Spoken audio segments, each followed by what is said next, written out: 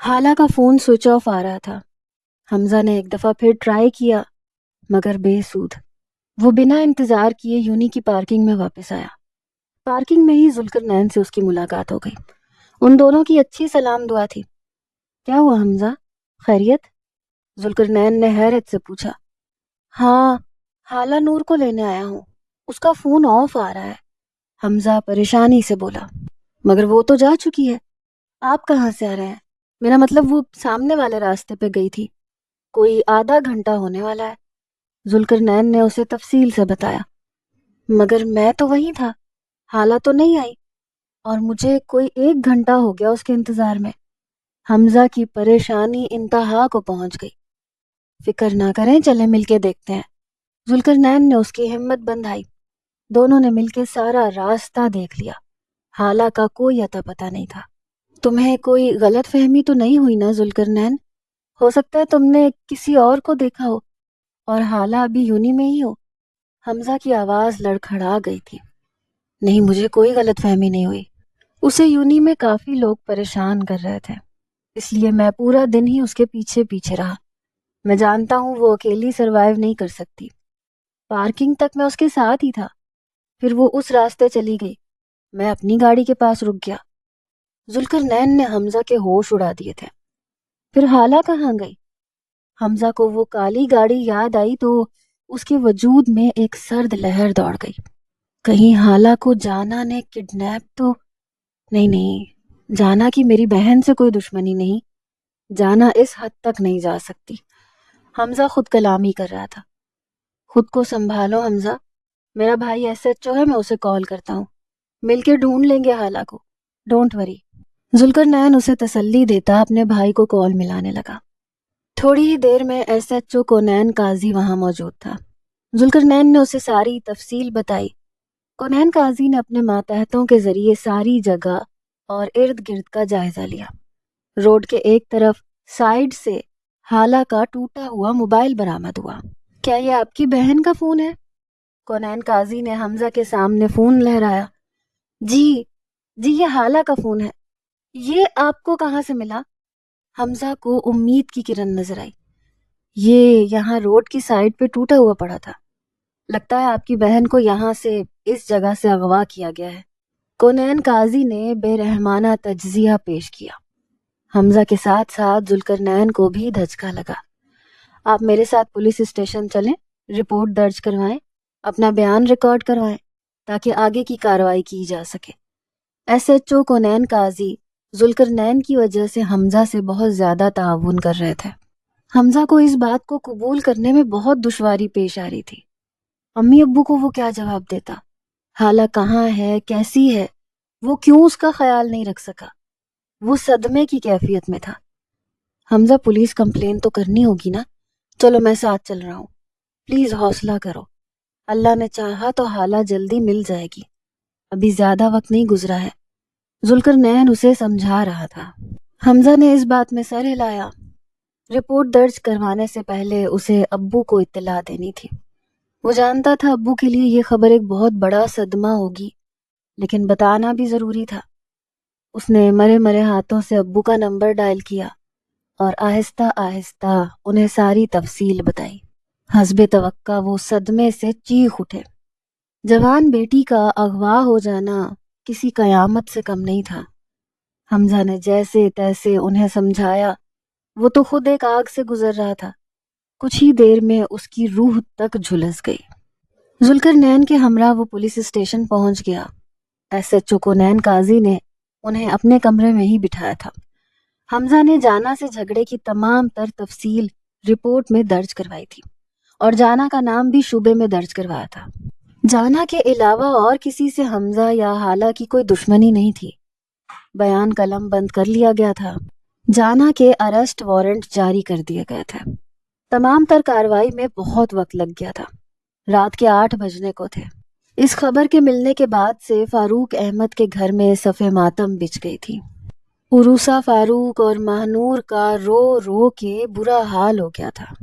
میری بچی، فاروق صاحب میری بچی کو کہیں سے ڈھونڈ کے لائیں نا، وہ تو بہت ڈرپوک ہے، اکیلی کہاں بھٹک رہی ہوگی، کسی نے اغوا کیا ہوگا اسے۔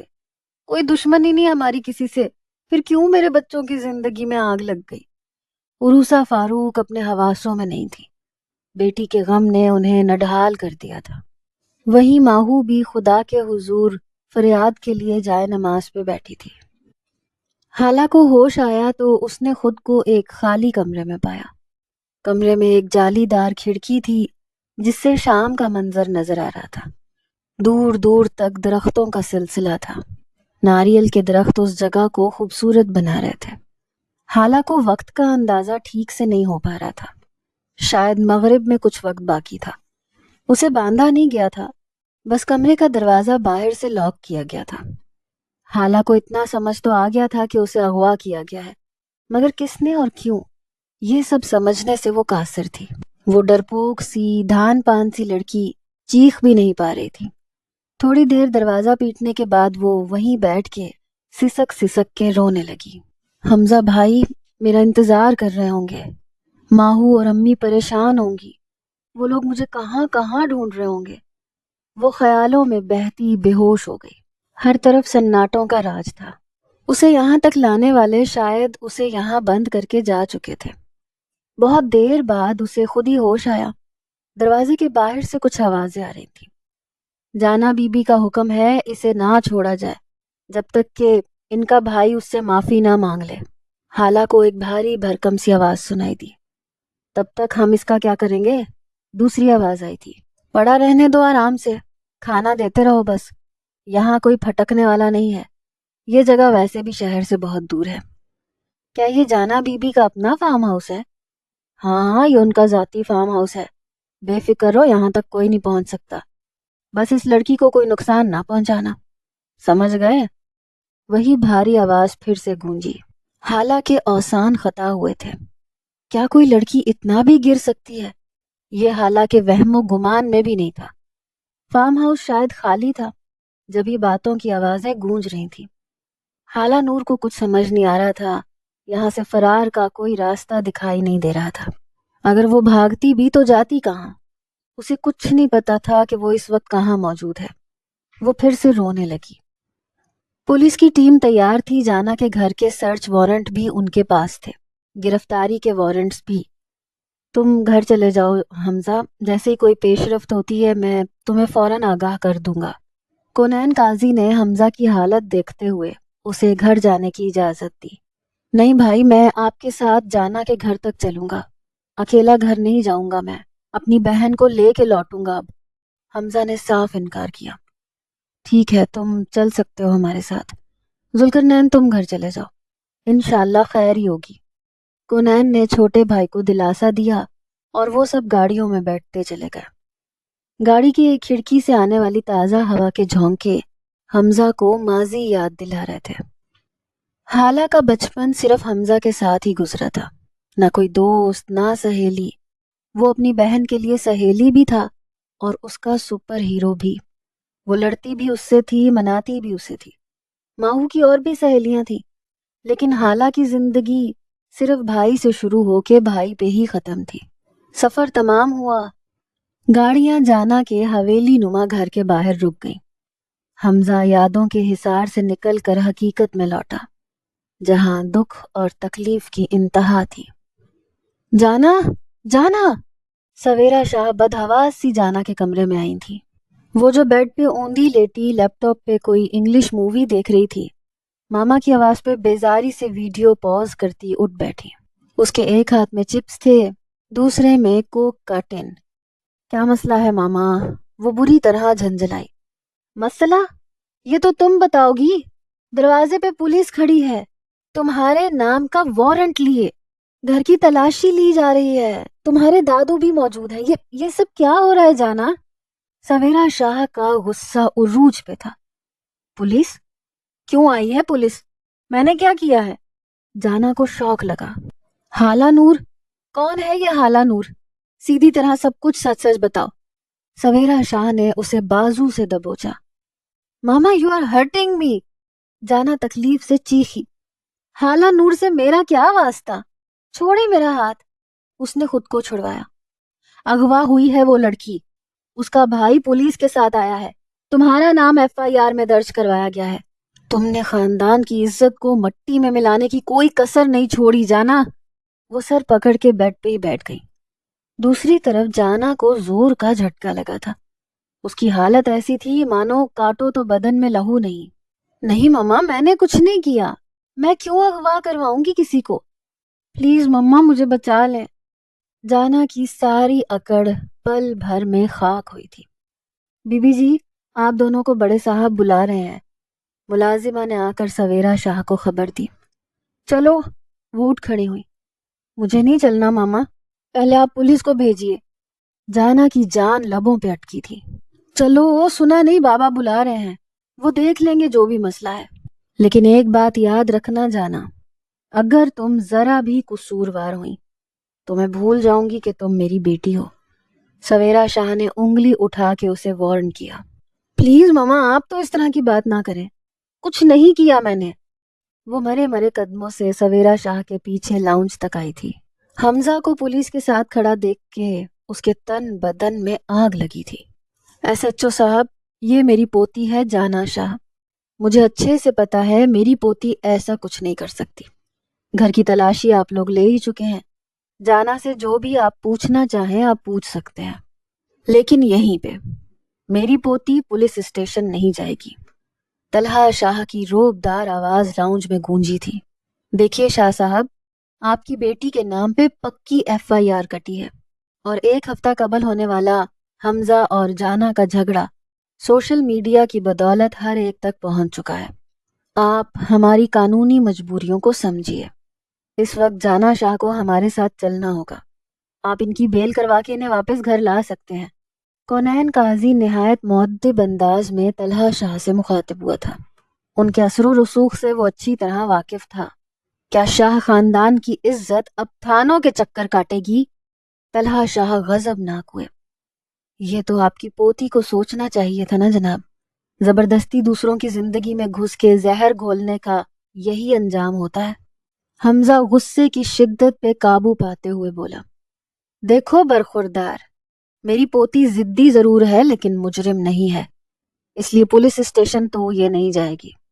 اب کی بار ان کا لہجہ تھوڑا سا نرم تھا۔ مجرم؟ آپ جانتے ہیں کیا جرم کیا ہے آپ کی پوتی نے؟ اس کی وجہ سے میرے باپ کی گردن جھک گئی، میری بہنوں نے گھر سے نکلنا چھوڑ دیا۔ خاندان والے جاننا چاہتے ہیں کہ میں نے ایسی کون سی واہیات بات کی تھی جس کے نتیجے میں ایک لڑکی نے میرا گریبان پکڑ لیا۔ میرے مارے ہوئے تھپڑ کو سب نے میری نامردگی گردانا۔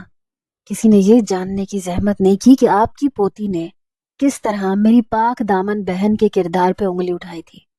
حمزہ غصے سے بولتا چلا گیا۔ جانا سویرا شاہ کے پیچھے خاموش کھڑی تھی۔ آج اس میں اتنی ہمت نہیں تھی کہ دادو اور ماما کے سامنے سب کچھ کہہ سکتی۔ پولیس کی موجودگی نے اسے ہراساں کر دیا تھا۔ احنف اسی وقت گھر میں داخل ہوا۔ پولیس کو دیکھ کے وہ ٹھٹک گیا۔ سب خیریت ہے نا دادو؟ وہ دادو کے ساتھ آ کھڑا ہوا۔ دیکھیے شاہ صاحب، آپ ہمارا اور اپنا وقت ضائع کر رہے ہیں۔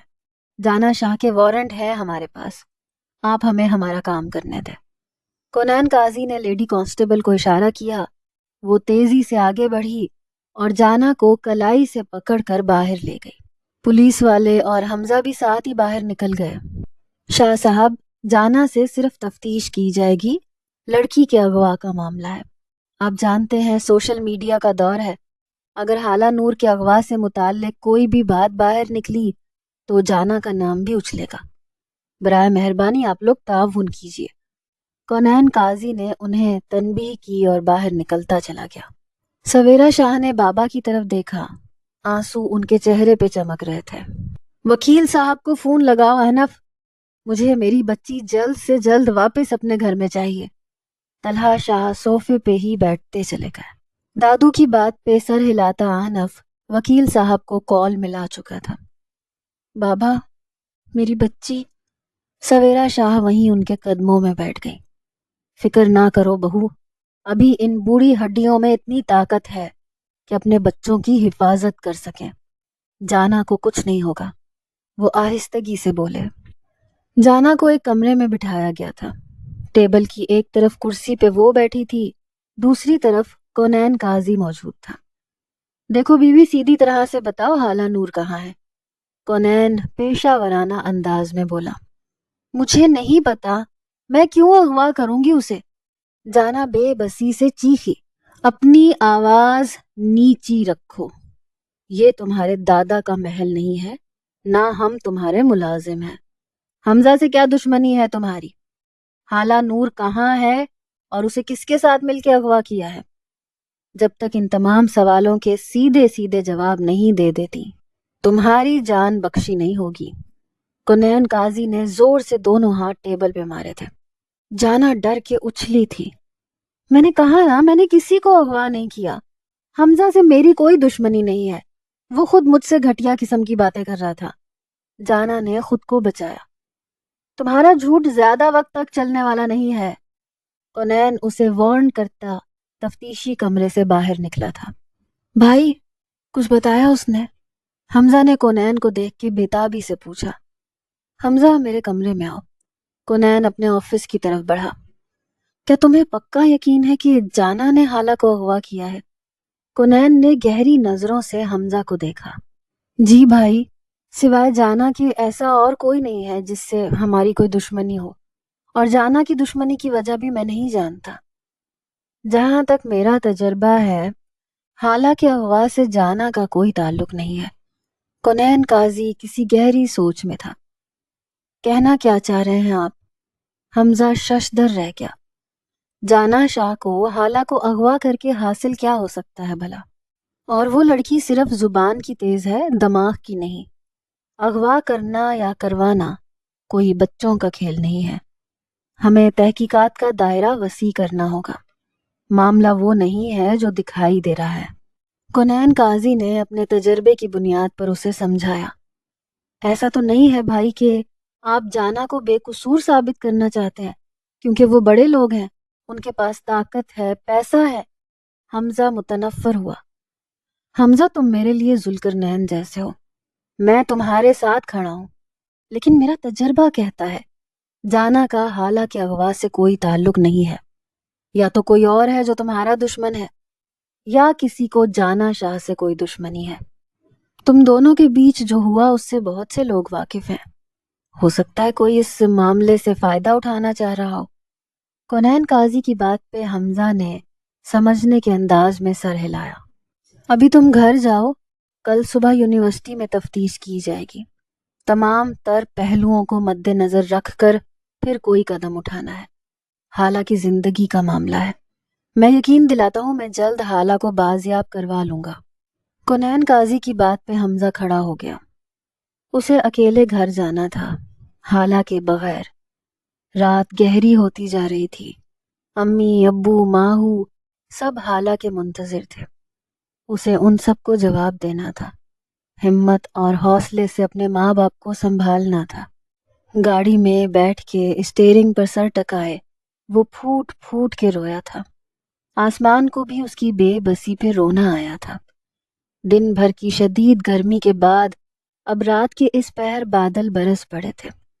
حمزہ نے کچھ دیر میں خود کو سنبھال لیا تھا۔ اسے ہمت رکھنا تھی، خدا پر یقین کے ساتھ۔ حالہ نور اس کی آنکھوں کا نور تھی، اسے اپنے نور کو واپس لانا تھا۔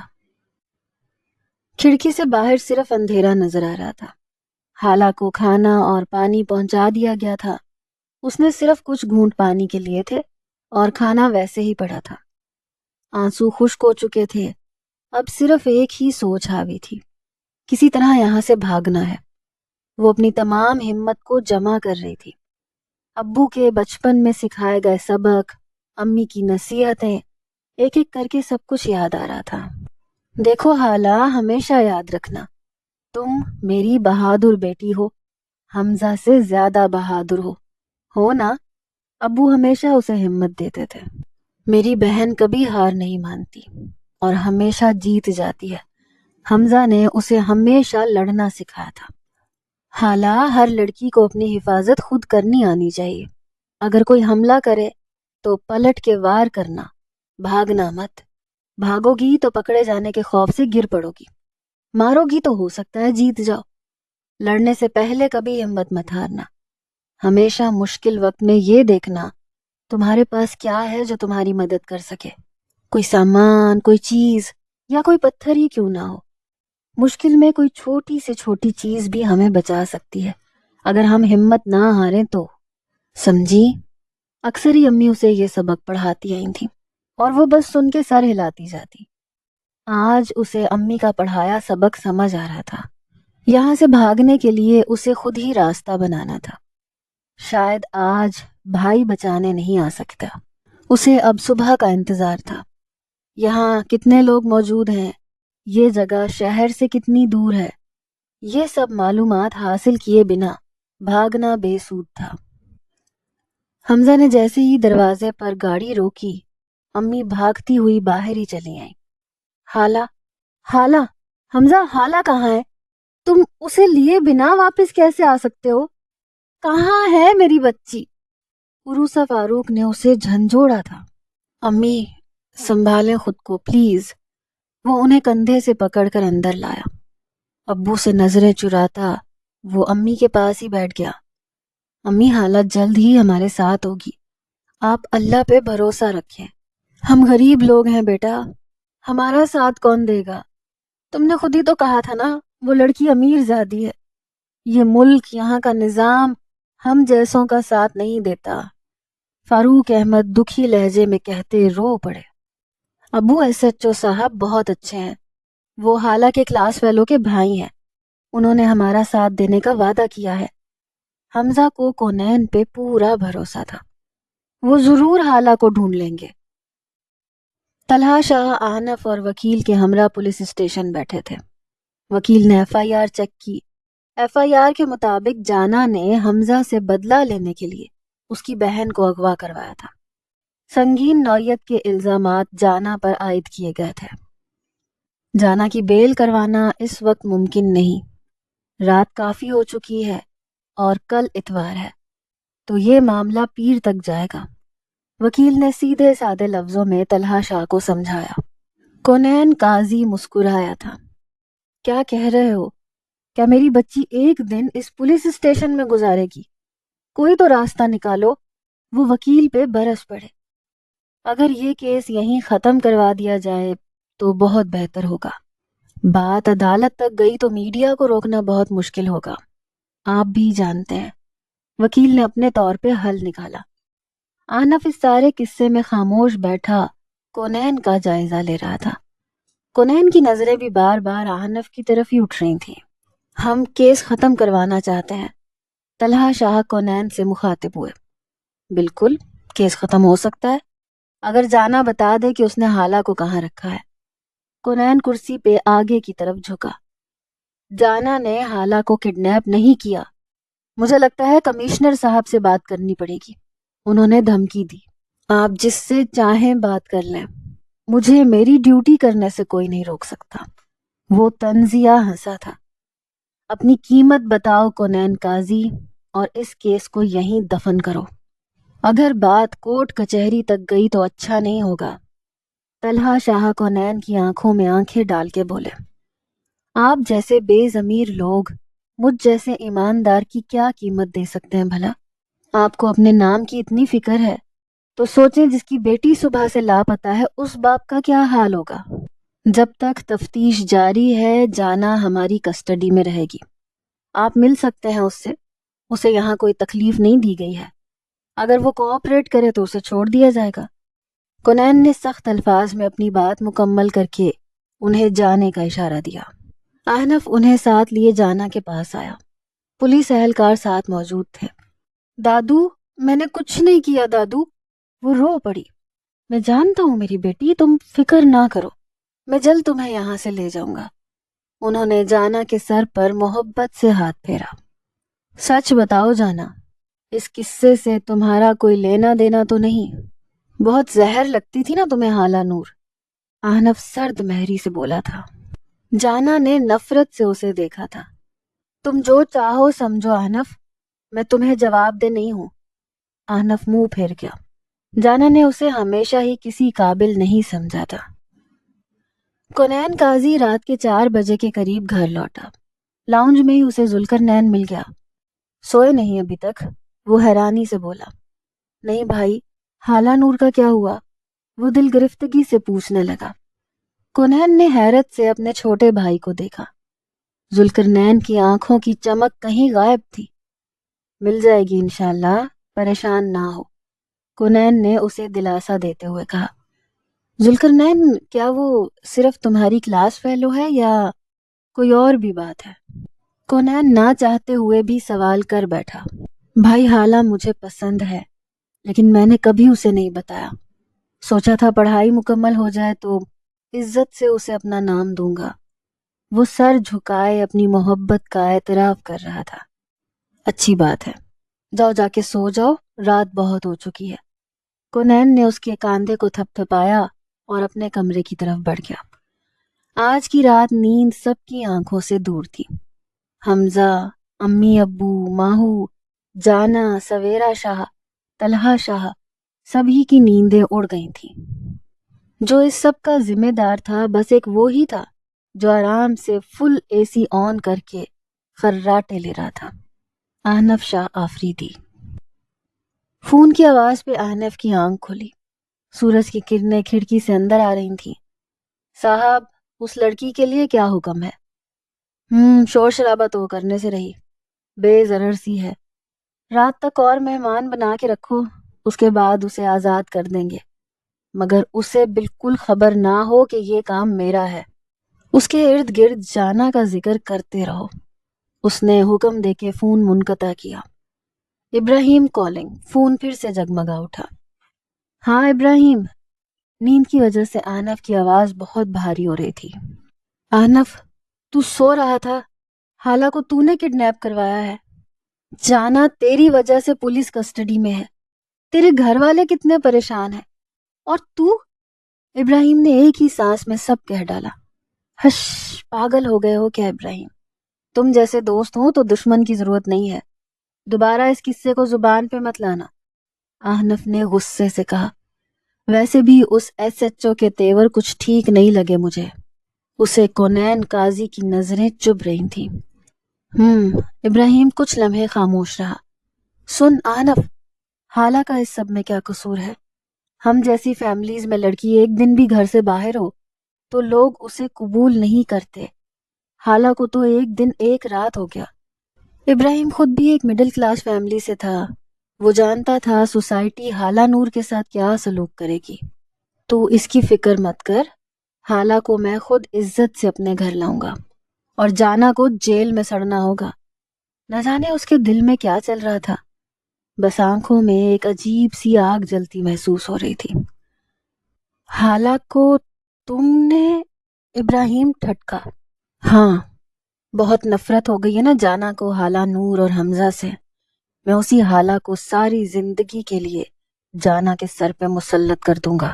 वो कमीनगी से हंसा। इंतकाम की आग में अहनफ को कुछ दिखाई नहीं दे रहा था। उसे बस बदला चाहिए था, हर उस अजियत का जो सवेरा शाह की वजह से उसकी माँ ने उठाई, जो जाना की वजह से वो बर्दाश्त करता आया। हर उस अजियत का हिसाब लेना उसकी जिंदगी का मकसद था, और हमजा और जाना के झगड़े ने उसे एक मौका दे दिया था। हाला नूर से उसे कोई दुश्मनी नहीं थी, मगर वो उसके खेल का एक मोहरा बन गई। कोनैन काजी सुबह ही पुलिस स्टेशन पहुंच चुका था। इंस्पेक्टर शफीक उसकी हिदायत पर जाना से तफ्तीश शुरू कर चुका था। जाना को सिर्फ जहनी टॉर्चर किया जा रहा था, मगर उसका एक ही जवाब था कि उसने हाला को अगवा नहीं किया, और कोनैन काजी का तजर्बा भी यही कह रहा था कि जाना इस सब में मुलव्विस नहीं है।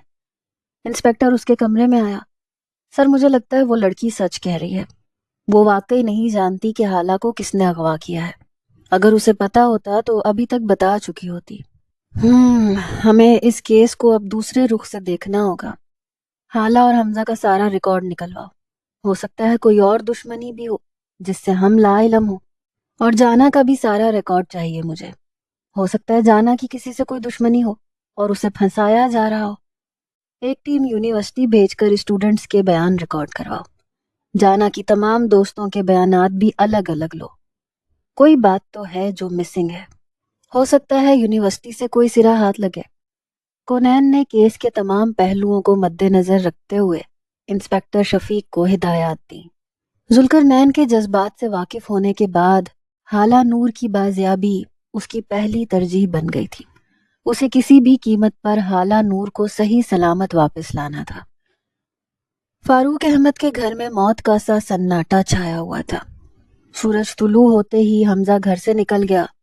تاوان کے لیے کوئی فون نہیں آیا تھا، سو مطلب واضح تھا۔ جانا، میں تمہیں کبھی معاف نہیں کروں گا، وہ زیر لب بڑبڑایا تھا۔